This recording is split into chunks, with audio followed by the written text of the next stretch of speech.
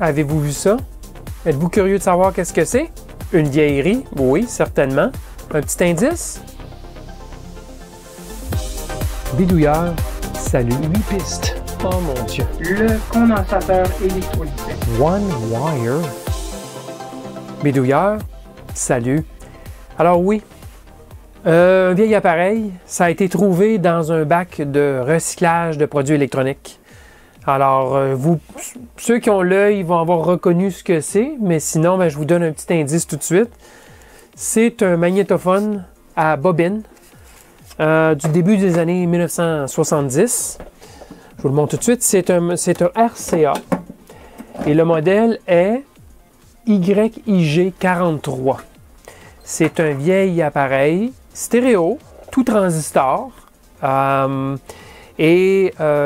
je pense que ça avait une vocation pour l'éducation, donner des cours et ainsi de suite dans les écoles, puisque c'est un appareil qui est intégré avec haut-parleur de chaque côté et donc amplificateur intégré. C'est très pesant.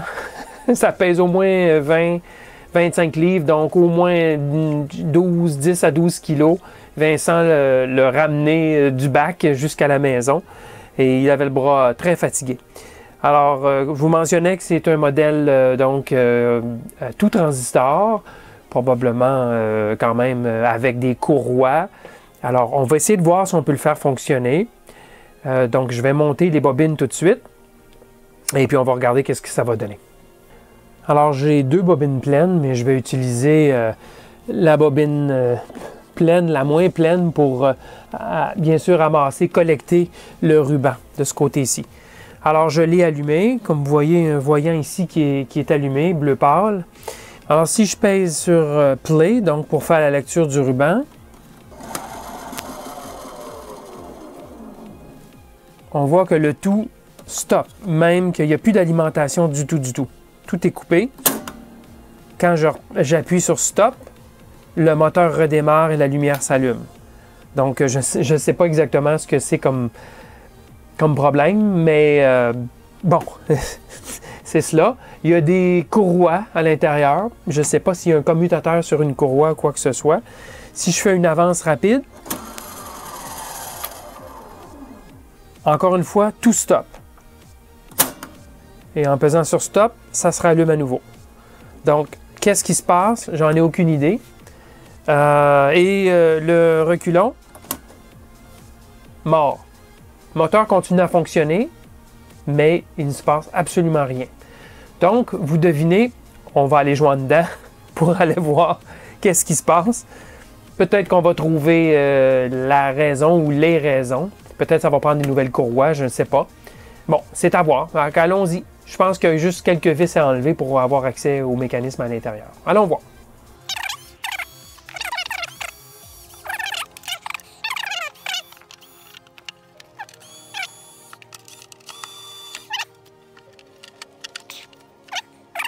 Alors, l'image que vous voyez, c'est la seule photo que j'ai du manuel. Je pourrais me procurer le manuel pour une vingtaine de dollars, mais pour l'instant, c'est tout ce que je peux trouver sur le web. Et ce que ça nous montre, bien, c'est qu'il y avait 2 modèles. Un modèle avec les haut-parleurs intégrés, le YLG43, c'est celui-ci que je vous montre aujourd'hui. Et il y avait le YLG48 qui avait des enceintes acoustiques séparées. Alors, les deux ont un amplificateur de 3 watts maximum par canal, bien sûr, parce que c'est stéréo. Et la fréquence en réponse est de 100 Hz à 10 kHz. On voit tout de suite que ce n'est pas de la Hi-Fi. 100 Hz à 10 kHz. Donc, c'est mieux que rien, mais ce n'est vraiment pas au niveau de la Hi-Fi. Alors, vous voyez ici, 1968, la publication de ce feuillet. Alors, je ne sais pas si c'était la dernière version, la première, ou ainsi de suite, mais ça donne quand même une idée de l'âge de l'appareil. OK, alors en le défaisant, j'ai tout de suite compris quelque chose. Il y a une petite broche ici. Une petite broche qui remonte lorsqu'on pèse sur Play ou Fast Forward et qui détecte la présence du ruban pour que tout s'arrête lorsqu'on fait par exemple un reculon. Regardez, je vais tirer sur le ruban puis la petite broche qui est juste ici va descendre et ça va allumer le moteur.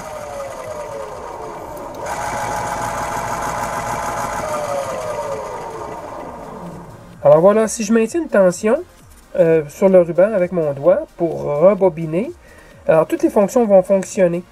Ce qui manque, donc, et je dois le faire à la main, c'est de tourner moi-même le ruban pour maintenir la tension. Donc, il y a quelque chose qui ne fonctionne pas bien. Par exemple, je peux aller un peu plus vite, changer de vitesse, et le tout va tourner plus vite. Alors, tout fonctionne bien. Évidemment, vous entendez, c'est très bruyant. Donc, ce qui manque, c'est vraisemblablement une courroie, ou en tout cas quelque chose qui fait que cette partie-ci ne tourne pas. Il doit manquer une courroie qui s'est cassée et qui maintiendrait la tension, toujours un mouvement ici. Vous entendez aussi que c'est extrêmement bruyant. Enfin, on va aller voir en arrière qu'est-ce qui se passe. Pourquoi ça se fait comme ça? Bon, la fonction reculons ne fonctionne pas non plus, mais la fonction avance, évidemment, ne fonctionne pas, étant donné qu'il n'y a pas d'entraînement. La fonction reculons ici, il n'y a pas de puissance dessus. Il se passe quelque chose, mais on sait que la fonction play fonctionne. Le capstan tourne bel et bien. Ici. Donc, il y a quelque chose qui ne marche pas avec les entraînements des deux plateaux. On va aller voir tout de suite qu'est-ce qui se passe en arrière. Alors, j'ai retiré le panneau frontal aussi, puisque c'était difficile de voir le mécanisme intérieur, voir où sont les troubles. Alors, il y a évidemment les boutons de contrôle ici, mais je vais me concentrer vraiment sur le mécanisme ici. Alors, je vais m'approcher. Alors, voilà, c'est fait. Alors, le principe de fonctionnement, bien, je l'ai découvert puisque j'ai essayé de comprendre comment tout ça fonctionne. Mais avant de vous donner en détail ce que j'ai trouvé, là, on remarque ici, vous le voyez certainement, qu'il y a des graines noires. Okay? C'est vraiment une indication que l'usure du caoutchouc a fait son temps. Les différentes poulies, ou les roues, si vous voulez, là, caoutchoutées, sont usées. Et c'est ça le problème principal. Alors, première des choses, si je fais le reculon, on va éliminer les choses les plus faciles. Voilà. Ici, c'est le moteur. D'accord? L'axe du moteur qui tourne présentement. Mais malheureusement, la poulie ne vient pas se coller sur l'axe de moteur. Si la poulie se colle, tout est parfait. Tout fonctionne bien. Mais malheureusement, quand on passe au reculon, elle ne vient pas jusqu'ici. Alors, c'est comme si un ressort ou quelque chose qui ne fait pas son travail. Alors ça pourrait être un problème assez facile à régler. Maintenant, la grosse partie, c'est l'avance et la lecture. Vous voyez ici cette roue. Cette roue fait travail de faire avancer la bobine ici, qui est la bobine qui amasse le ruban au fur et à mesure qu'il a été lu ou enregistré. Et la bobine pleine, habituellement, est placée ici. Alors, le problème, c'est vraiment cette roue ici qui vient à la fois toucher l'axe du moteur et qui vient toucher cette roue ici. Alors, si je fais par exemple play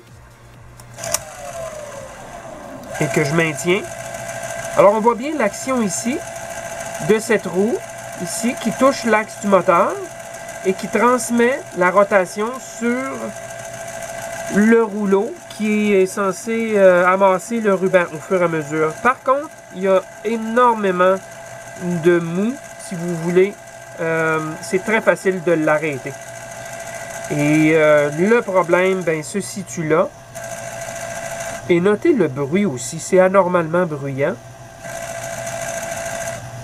Ça ne devrait pas être si bruyant. Alors cette roue-ci, évidemment tout s'arrête, c'est comme s'il n'y avait plus de ruban, la fameuse petite broche que je vous ai montée au début, la petite tige. Alors cette roue-ci est usée, bien sûr, comme celle-ci. Celle-ci semble bien fonctionner.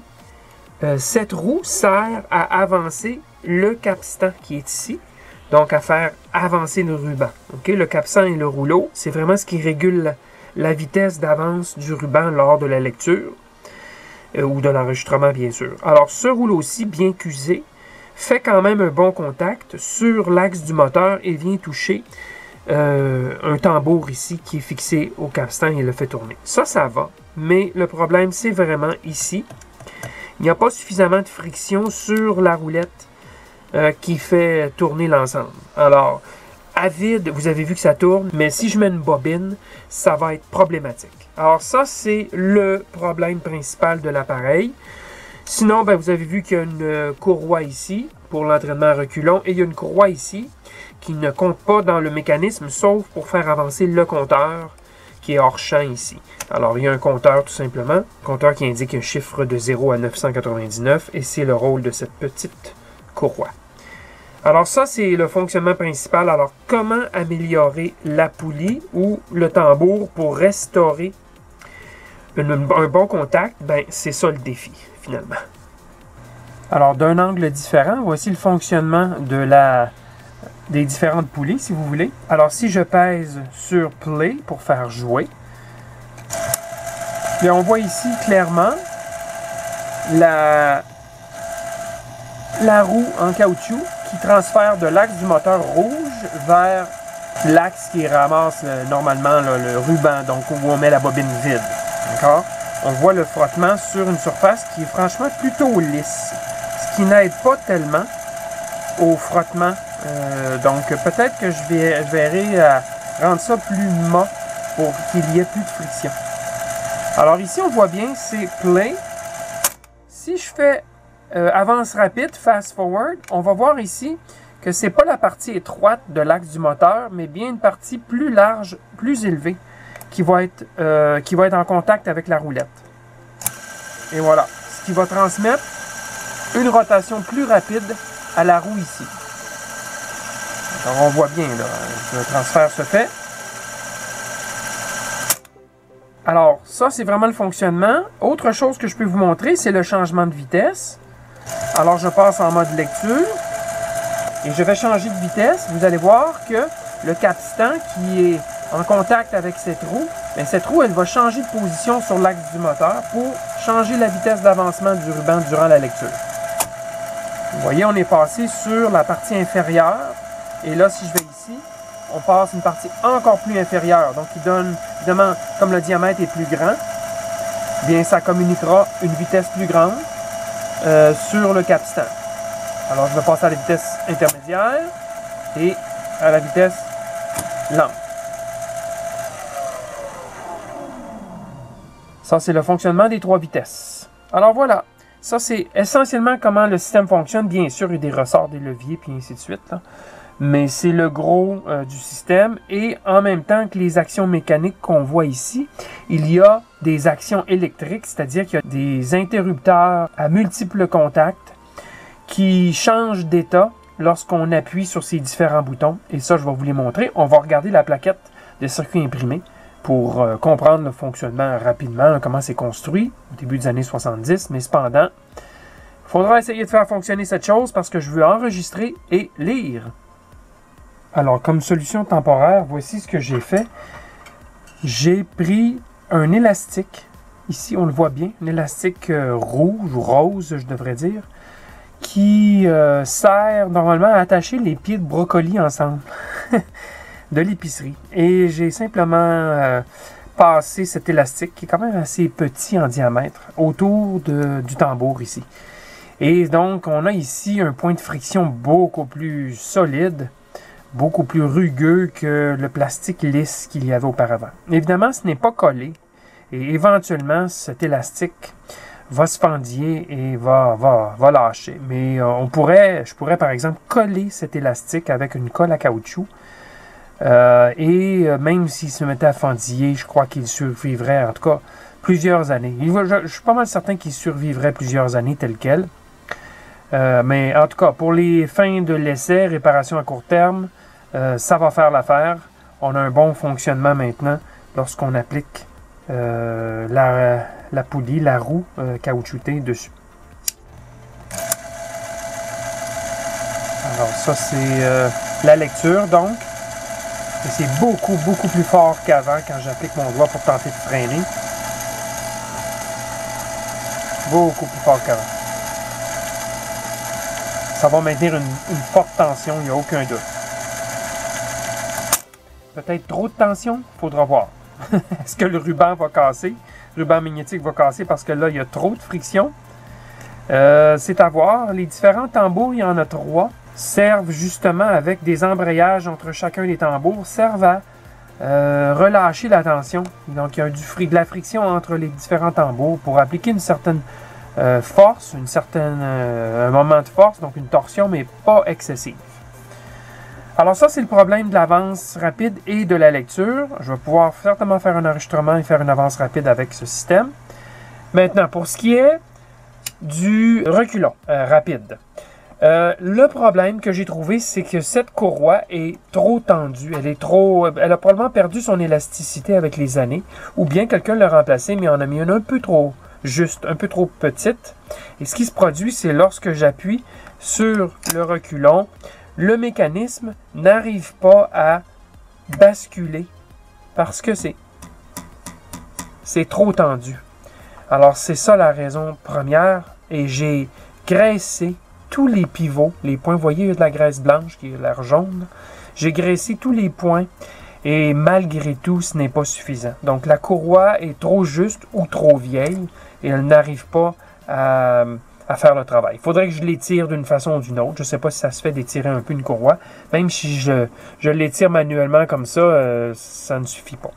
Mais pour le reculon, je vais pouvoir donner un mouvement sur la bobine rapidement et ça sera suffisant pour l'amener à aller toucher l'axe du moteur. Donc, il faudrait que je commande une autre courroie.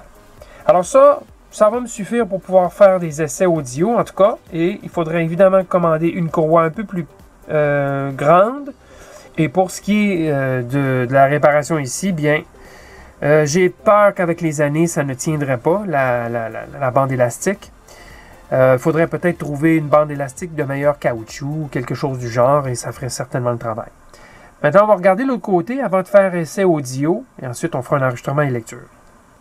Alors, tout à fait en dessous de l'appareil, il y a la plaquette de circuit imprimé. On voit que c'est une plaquette en bakélite, il semble bien, plaquette brune. Et comme vous voyez, il y a quand même beaucoup de composants. Et c'est la plaquette elle-même, bien, c'est du matériau Hitachi, du MCL8.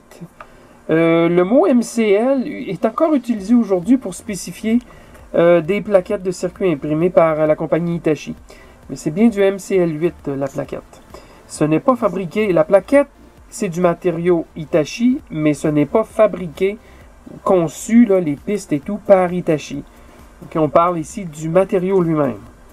Et lorsqu'on regarde de plus près, on voit ici des longues rangées de broches sur la face inférieure. Ben, quand vous voyez ça, vous savez qu'il y a des interrupteurs qui glissent pour faire les différentes fonctions lecture et enregistrement. Et ça va sûrement être sale. Alors, j'enverrai du nettoyeur pour contact.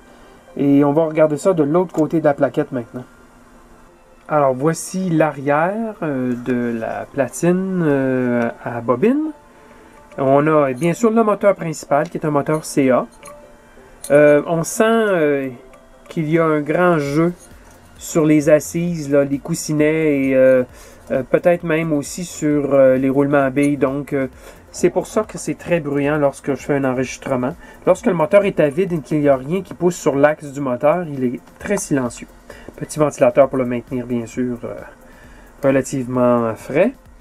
Et la plaquette, dans le bas ici, qu'on voit, bien sûr, vous noterez le type de potentiomètre ici, là, on le voit bien.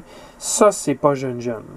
On a des transistors ici, comme en voici un, conçus dans des boîtiers de métal.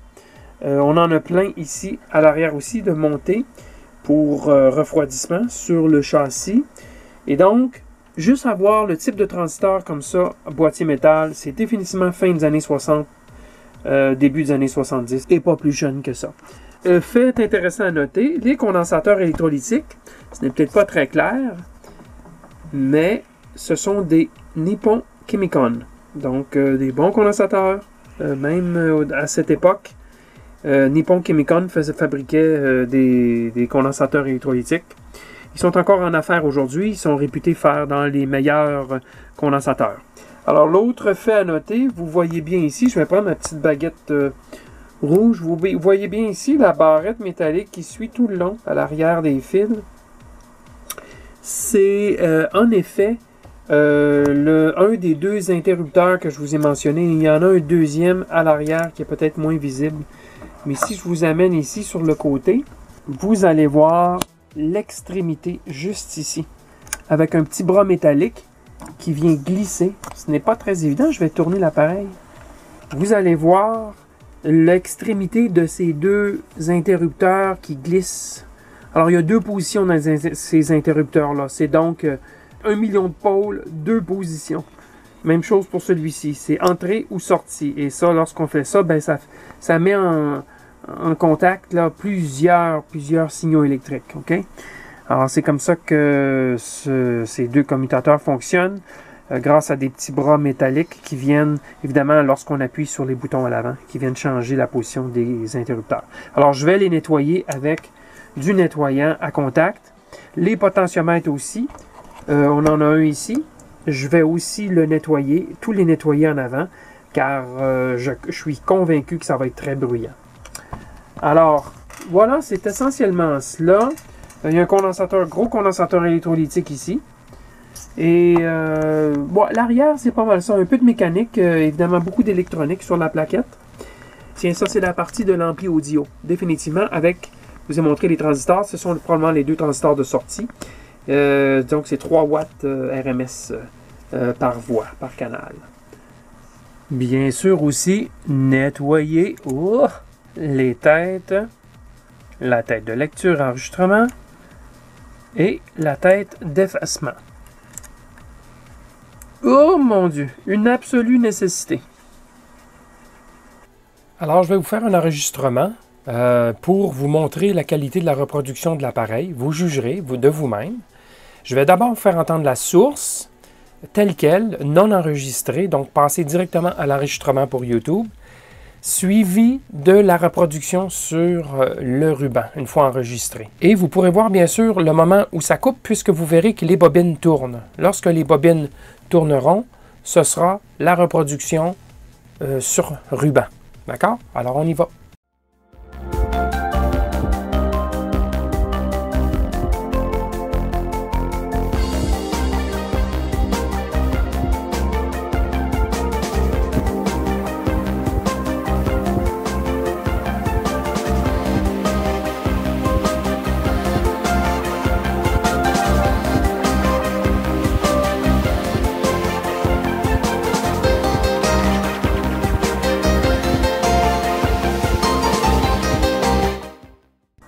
Et à regarder ma réparation temporaire, c'est clair qu'il y a usure de la roue caoutchoutée.